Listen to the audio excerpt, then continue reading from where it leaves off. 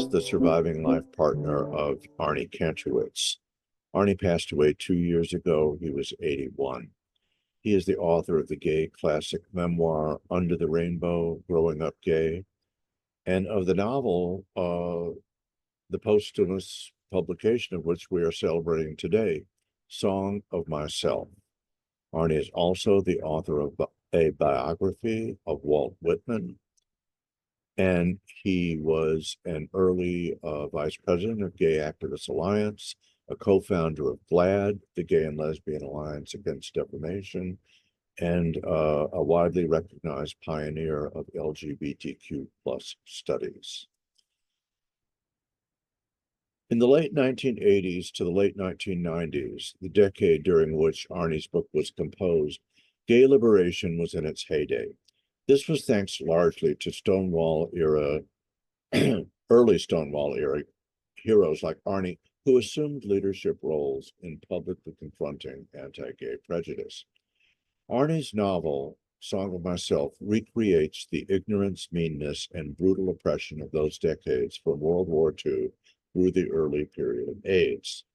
As bad as these dark ages were, Arnie, the eternally cockeyed optimist, was motivated by an irrepressible childlike belief in himself and humanity. In this, he was not unlike Anne Frank, whose diary he cherished. With Arnie, it was easier to be hopeful that the worst of this history of horrors might finally be passing. Never again, we kept saying and trying to believe, even as never again kept happening again and again. And always with the same scapegoats: women, immigrants, minorities. In the arts, Arnie's closest friend Vita Russo was making waves with The Celluloid Closet, his landmark study and traveling roadshow of homosexuality in film. A lot less successful was my own mission to get the worlds of music and opera to deal more forthrightly with gayness and homophobia, as well as with Jewishness and anti-Semitism. Arnie's quest to open the closets of gay literature, and especially that of his beloved spiritual mentor and muse, Walt Whitman, turned out to be comparably fraught. Though we were making progress, it always seemed to stop short of being trustworthy. Tolerance, we were learning the hard way, is not the same as acceptance. A recent experience with a gay friend in the media was revealing. He was so disheartened by how far back the New York Times appeared to be stepping from its affirmation of transgender rights and concerns that he's canceled his Times subscription. Despite its greater progress in affirming gay life and culture, the New York Times now appears to be likewise stepping back from affirming that America's and democracy's standard-bearing poet, Walt Whitman, was gay. Meanwhile, we're now at that same point of book bannings in Florida and southern states that demarcated the onslaught of Nazism in Germany.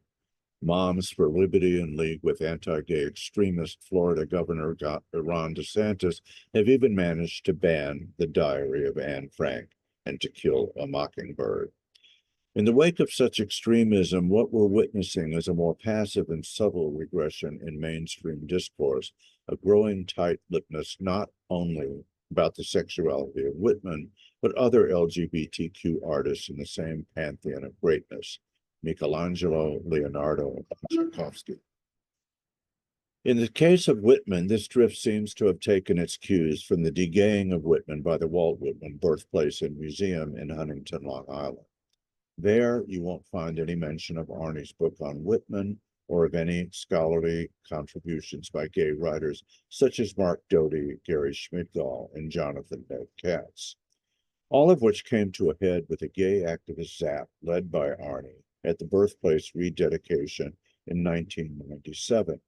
It was Arnie's last brave act of public activism. Just as the words gay or queer are nowhere to be found in the Whitman Birthplace Museum, so has any coverage of this controversy been absent in the New York Times and mainstream media, all of which has had the effect of placing Arnie's novel in today's greater context of ever-worsening minority relegation and intolerance. Instead of being primarily a chronicle of historical oppression, of how it was to be gay in earlier times, Arnie's Song of Myself now seems a more cautionary foretelling of how the times are again darkening for all. The past Arnie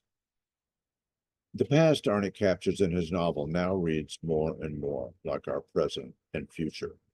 If Daniel Dell Blake, the protagonist of Song of Myself, was naive about how stacked the odds were against him in seeking to become himself, he now seems likewise unaware of how predictable and ferocious reactionary backlash tends to be. But just as Whitman, however bludgeoned his spirit by the tragedy of the American Civil War, never lost his belief in humanity, the same is true of Arnie Kantrowitz, even in the face of the Holocaust he so unflinchingly studied and mourned. In the novel, Daniel is a budding poet whose spiritual muse is Walt Whitman. Having been given a gift that would guide and inspire him for the rest of his life by his lesbian school teacher, Whitman's Leaves of Grass, Daniel writes poems inspired by Whitman that chart Daniel's coming of age, and with that, the coming of age of gay liberation, democracy, and America. Just as Arnie Kantrowitz wasn't going to go down with the mean-spiritedness of an ignorant, bullying, disinformation-programmed world, today's deplorable Project 2025 is not going to go up without a fight. Not even if, as with the American Civil War, the Holocaust, the Civil Rights Movement, and the Gay Liberation Movement, the costs turn out to be as high as the stakes. Nope, never again. With the spirits of great heroes like Walt Whitman and Arnie Kantrowitz to guide us, we keep coming back, no matter what. All of which is to give some sense of the currents of Arnie's novel, a body of experience and sensibility electrified by Arnie's legendary spirit of wicked humor, loving kindness, sagacity, and courage. Picaresque and bawdy, Song of Myself is a saga filled with adventure, sensuality, humanity, and resilience. At its heart, as he was so deeply in Arnie's soul, was the great gay poet of America, democracy, and sexual liberation, Walt Whitman. Thank you.